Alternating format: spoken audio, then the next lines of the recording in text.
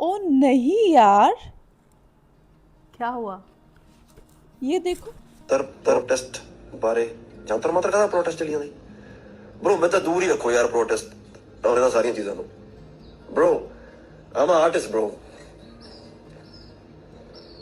मैं तो ਐਵੇਂ ਹੀ ਘੜੀ ਸੀ ਮੈਂ ਥੋੜਾ ਨੇਤਾ ਸ਼ੇਤਾ ਯਾਰ ਤੁਸੀਂ ਪਤਾ ਨਹੀਂ ਮੈਨੂੰ ਕੀ ਸਮਝਦੇ ਹੋ ਦੇਖੋ ਸਾਰਾ ਕੁਝ ਕਦੇ ਠੀਕ ਨਹੀਂ ਹੋ ਸਕਦਾ ਇਹ ਦੁਨੀਆ ਤੇ ਸਾਰਾ ਕੁਝ ਕਦੇ ਠੀਕ ਨਹੀਂ ਹੋ ਸਕਦਾ ਨਾਨਕ ਦੁਖੀਆ ਸਭ ਸੰਸਾਰ ਸੋ ਸੁਖੀਆ जो नाम आधार यार फैन है हम, हमारे लिए इतना बोलना तो बनता है ना। पर यार ये उनका कॉल है, वो बोलना चाहते हैं या नहीं। ऐसे कैसे? हमने ही उनको स्टार बनाया ना, तो बदले में इतना तो करना बनता है ना। नहीं, तुमने उस पर या किसी और पर कोई एहसान नहीं किया है। तुम्हें एंटरटेनमेंट पसंद है, तुम्हें म्यूजिक पसंद है, इसलिए तुम गाना सुनती हो। अगर किसी पर्टिकुलर सिंगर का कोई गाना तुम्हें अच्छा नहीं लगता तो तुम चैनल चेंज करके किसी और सिंगर का गाना सुनती हो। एम आई राइट? हाँ ये तो है। तो ये बिल्कुल वैसा ही है कि तुम्हें कोई प्रोडक्ट चाहिए तो बदले में तुम पैसे देते हो। यहाँ पे उनका प्रोडक्ट उनका म्यूज़िक है तो तुम सुनते हो, बदले में उनके रिव्यूज़ आते हैं और रिव्यूज़ से वो पैसे कमाते हैं। It's just give and take, nothing more than that. उनके पास नेम है, फेम है, पावरफुल है, तो वो हमारे लिए आवाज़ उठा सकते हैं एज अ ह्यूमन बीइंग। हाँ तुम ठीक कह रही हो, एज अ ह्यूमन बीइंग उसको आवाज़ उठानी चाहिए। पर अगर आवाज़ उठाने से तुम्हारी रोज़ी रोटी पे बन आएगी तो क्या तुम दूसरों के लिए आवाज़ उठाओगी? अगर तुम्हें अपनी जॉब से हाथ धोना पड़े तो क्या तुम फिर भी दूसरों के लिए आवाज़ उठाओगी? नहीं, बट वो तो रिच है, उनकी जॉब पे कैसे आएगी? कुछ भी। क्या है ना, आज अपना सिस्टम इतना भ्रष्ट हो चुका है, इतना करप्ट हो चुका है कि एक रिच और फेमस बंदा भी कुछ बोलने से पहले बहुत बार सोचता है, क्योंकि उसने अपना करियर इतनी मेहनत से इतने सालों से बनाया है और अगर वो उसके कुछ बोलने से वो झट से ख़त्म हो जाए तो कोई भी बंदा करने से पहले 100 बार सोचेगा।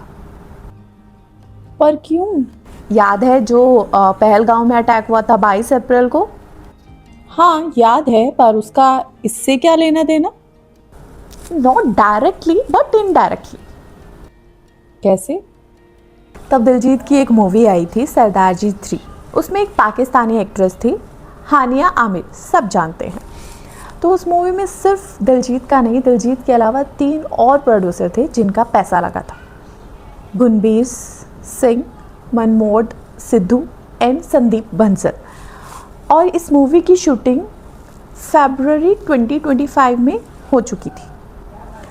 एक मूवी सिर्फ एक्टर और एक्ट्रेस को पैसे नहीं देती है।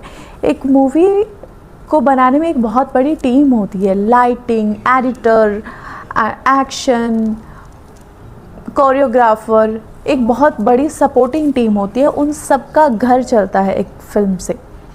तो क्योंकि उसमें एक पाकिस्तानी एक्ट्रेस थी इसलिए उस मूवी को बैन कर दिया गया, उसको बॉयकॉट कर दिया पूरी पब्लिक ने एंड गवर्नमेंट ने। बट आफ्टर 1 और 2 मंथ्स क्रिकेट का मैच हुआ इंडिया वर्सेस पाकिस्तान, जिसको किसी ने बैन नहीं किया, ना पब्लिक ने और ना ही गवर्नमेंट ने। क्या बोला? बस हमारी टीम ने हैंडशेक नहीं किया। और ये मैच बैन क्यों नहीं हुआ? क्योंकि जो क्रिकेट टीम से प्रॉफिट आता है, जो वो उसे कौन ओन करते हैं? जो गवर्नमेंट के नियर एंड डियर है वो ओन करता है। तो अगर ये मैच नहीं होता तो उनको लॉस होता।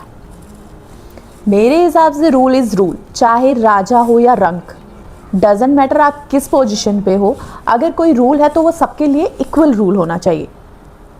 उनके लिए बैन कर दिया बट इंडिया वर्सेस पाकिस्तान चलता रहा। तो दिलजीत उस बात की वजह से हमें सपोर्ट नहीं कर रहा है?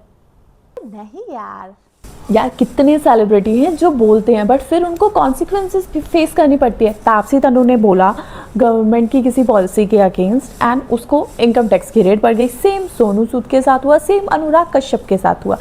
अगर कोई क्वेश्चन करता है गवर्नमेंट को, दे सेड इसका पॉलिटिकली कोई कनेक्शन नहीं है।